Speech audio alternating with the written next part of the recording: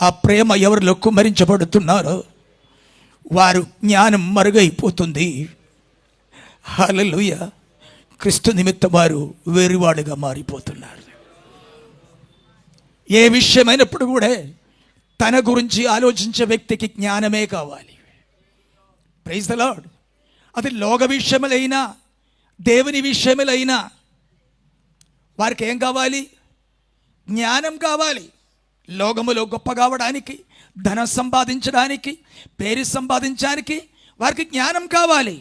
ఇంకా అంతేకాకుండా ఒకవేళ దేవుని సేవ కొరకని అనుకొని వచ్చిన వారు కూడా దేవుని సేవ అంటారు, కానీ దేవుని సేవ చేసి నేను గొప్పవాడు కావాలి, దేవుని సేవ చేసి నాకు పెద్ద పేరు కావాలి, దేవుని సేవ చేసి నేనేదో సంపాదించాలనుకున్న వారికి కూడా ఆమెను ఏం కావాలి?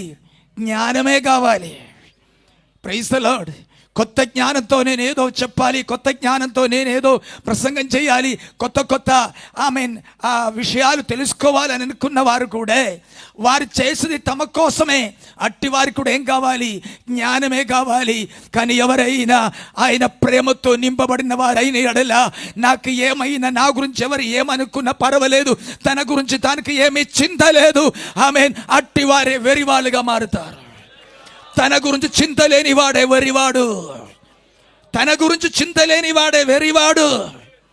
మీ అందరి ముఖం చూస్తే ఇది మీకేదో విందగా అనిపిస్తున్నట్టుగా ఉంది.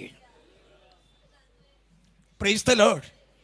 ఇంతసేపు వింటున్నారు, మీ అందరి ముఖం చూస్తే ఇదేదో మీకు విందగా అనిపిస్తుంది. ఎందుకనగా ఆమేన్, చివరి దినములో ప్రేమ సల్లారిపోతుంది. ప్రతి ముఖములో స్వార్థం కనబడుచున్నది.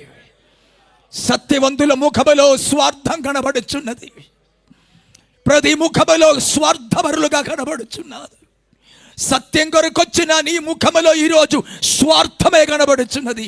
ఎవరైనా ఉన్నారా? ఆయన ప్రేమతో నింపబడిన వారు, ఆయన ప్రేమతో నింపబడిన వారు ఉన్నారా? హల్లెలూయా. ఆ ప్రేమ బలవంతం చేస్తున్నప్పుడు నా గురించి కాదు, ఇది జీవించేది నేను ప్రభు కొరకే. హల్లెలూయా. అట్టి వెరి వారిని ప్రభు కోరుతున్నారు.